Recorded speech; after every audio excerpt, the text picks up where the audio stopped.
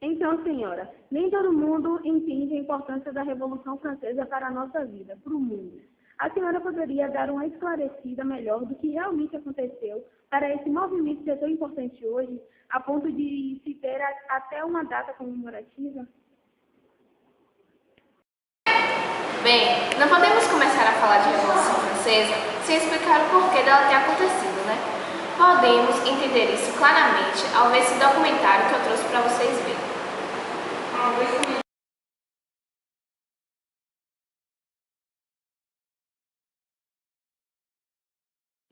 Se todos vocês acham que a França já nasceu sendo esse grande país que é hoje, vocês estão muito enganados. Nem sempre os franceses foram aquele povo que sempre fabrica os melhores perfumes, que sempre tem a fama de povo boêmio. Para chegarem aonde estão hoje, tiveram que sofrer, e muito, nas mãos dos grandes. Vejamos isso com mais detalhes. A sociedade francesa, à época da Revolução, vivia numa divisão baseada na importância do indivíduo e na sua descendência nobre. Os que não detinham nem importância nem sangue azul eram, com certeza, os que mais sofriam durante o antigo regime, Ancien Regime francês. Basicamente, existiam 3 estados, nos quais os franceses eram divididos. Vejamos a seguir como eram esses 3 estados.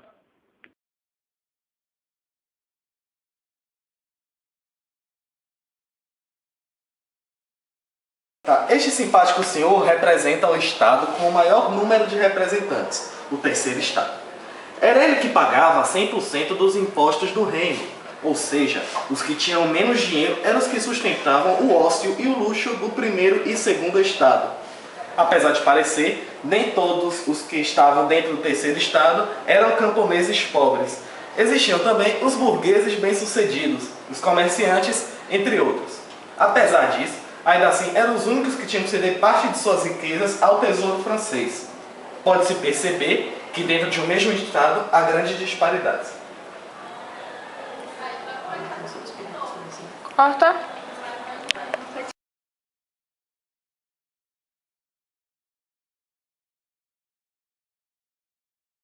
Agora, no segundo estado, temos a nobreza, que englobava diversos tipos de nobres, como os nobres de nascença e os de toga, aqueles que se tornaram nobres por terem comprado o título de nobreza.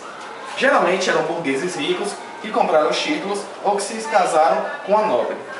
Esse estado detinha os maiores privilégios, como de não pagar impostos, serem funcionários públicos, além de participarem da vida luxuosa da corte parisiense e adversária. Claro, existiam também os nobres que não possuíam dinheiro algum, mas por ter apenas sangue azul, os faz serem nobres.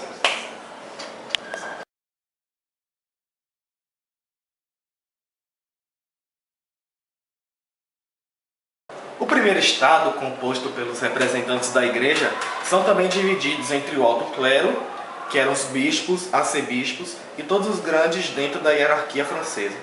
Além deles, existia o baixo clero, que se envolviam mais com as pessoas humildes, aqueles que levavam o contato de Deus para os camponeses. São os padres, párocos, freiras e frades. A França passou por um período antes da Revolução em que viver era muito caro, principalmente para aqueles que pagavam todos os impostos do Estado. Para se ter uma ideia, a cada 1000 crianças com menos de 1 ano, 234 morriam antes de completar os 2 anos. Isso prova o quão era difícil para alguém nascer naquela época e conseguir uma assistência médica adequada e a alimentação necessária, já que o preço de tudo estava muito alto. Para se ter uma ideia, o preço do pão, que era o alimento básico de toda a família camponesa, subiu a passos galopantes, devido a fatores como má colheitas, secas, entre outros. Calcula-se um período de 4 anos, o custo de vida teria aumentado 62 vezes. Agora, imagine você, uma pessoa que ganha um salário mínimo, ter que pagar todos os impostos e chegar em casa e não poder ter o mínimo para se alimentar, porque não sobrou dinheiro algum. Era essa a situação da maioria do terceiro estado. E os outros estados não sofreram também com as más colheitas, falta de comida ou qualquer coisa? Bem, como eles não pagavam nada, obviamente, Possivelmente, eles poderiam gastar suas riquezas em artigos de luxo, como roupas caras, joias. Podemos incluir aí também ingredientes de primeira qualidade para se preparar os mais finos pratos que os chefes poderiam preparar. Algumas vezes desperdiçava-se comida, que muitos iriam aceitar de coração aberto. Os outros estados não sofreram nada com esses problemas. O dinheiro resolvia tudo. Para se ter uma ideia, com o descaso dos monarcas para o povo, vejamos o relato de um acontecimento que marcou a fase pré-revolucionária, o diálogo de Maria Antonieta e os camponeses que estavam sofrendo com a fome.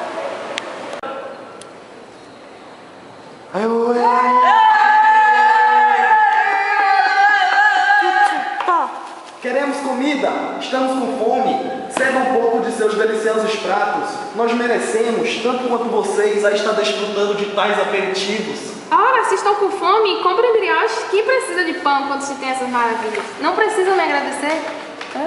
Como Vossa Majestade faz isso com seu povo? Não tens respeito por aqueles que sustentam vocês aí? Quanta audácia da senhora!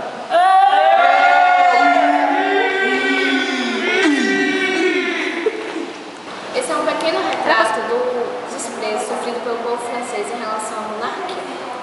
Não se sabe se realmente Maria Antonieta fez tais atos. No entanto, é o que se fala hoje em dia na França.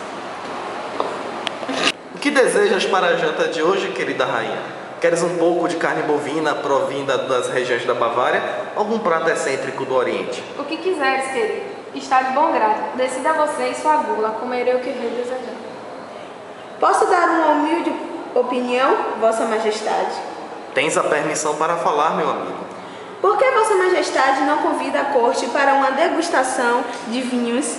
Acabei de adquirir um bom lote vindo dos... Não, corta. Por que Vossa Majestade não convida a corte para uma degustação de vinhos? Acabei de adquirir um bom lote vindo dos vinhais espanhóis.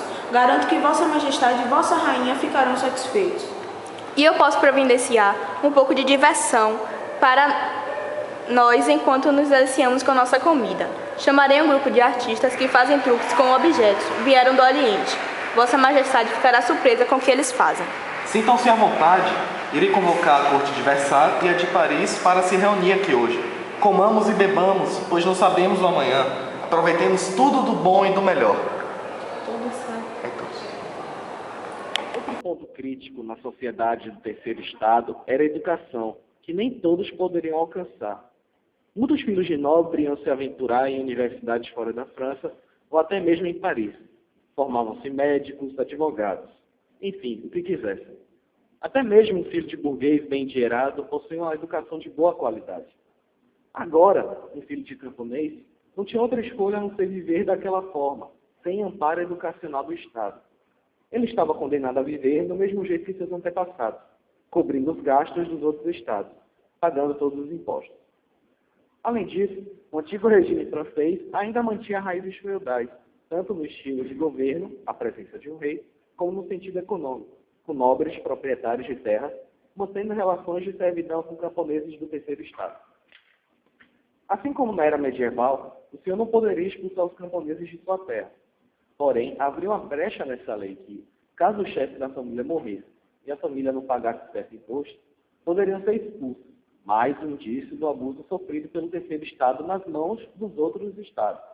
E não podiam fazer nada contra isso, porque, se nasceram dentro do estado subordinado, foi devido a escolhas divinas. Ufa! Mais um dia de trabalho duro chega ao fim. Com o soldo de hoje, conseguirei comprar alguns pedaços de pão para mim e meus filhos, além de minha esposa. Porém, agora quando poderei comprar pão para nós de novo? Quanto mais teremos que sofrer nas mãos desses tiranos que se empanturram com grandes pedaços de carnes, frutas e tudo que plantamos e colhemos. Estou eu aqui na difícil posição de chefe de família neste maldito país. Não consigo parar de pensar na cara de meus filhos, perguntando todo dia o porquê que não trago algo para comer, só algumas vezes. É preciso alguém que dê um basta nessa opressão. Nós somos mais fortes unidos do que separados. Somos nós, o terceiro estado, que sustentamos a pompa desses gordos, nobres e pessoas do clero.